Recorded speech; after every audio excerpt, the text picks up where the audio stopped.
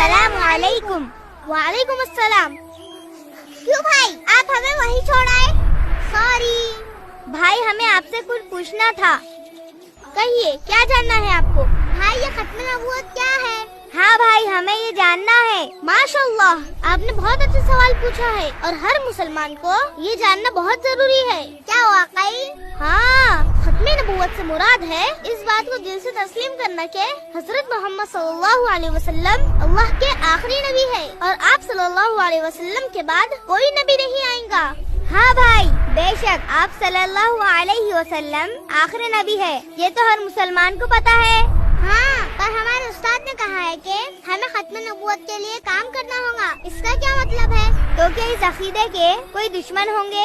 ہاں بالکل، آپ صلی اللہ علیہ وسلم نے ان دشمنوں کے بارے میں فرمایا، میری امت میں 30 جھوٹے پیدا ہوں گے جو نبی ہونے کا دعویٰ کریں گے۔ کیا بھائی، کیا آپ صلی اللہ علیہ وسلم کے بعد کوئی نبی آ سکتے ہیں؟ ہرگز نہیں، آپ صلی اللہ علیہ وسلم کا ارشاد ہے، لا نبی بعدی، میرے بعد کوئی نبی نہیں، اور قرآن کی تقریباً 100 آیات عقیدہ ختم نبوت پر دلالت کرتی ہے۔ پھر بھائی، یہ جھوٹے لوگ کس طرح یہ دعویٰ کر سکتے ہیں؟ یہ وہ بدبخت لوگ ہیں جو چند دنیاوی خواہشات کے لیے جھوٹے دعوے کرتے ہیں۔ وہ کون ہے بھائی؟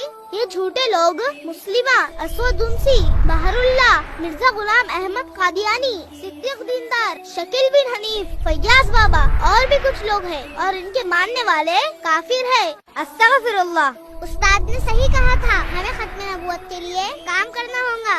ہاں بھائی بالکل، ہمیں عقیدہ ختم نبوت کے بارے میں سب کو بتانا ہوگا کہ ہمارے پیارے نبی صلی اللہ علیہ وسلم آخری نبی ہے اور ان کے بعد کوئی نبی نہیں آئیں گے، تاکہ غفلت میں ہمارے مسلمان بھائی اور بہنیں ان جھوٹوں کی باتوں میں نہ آئے۔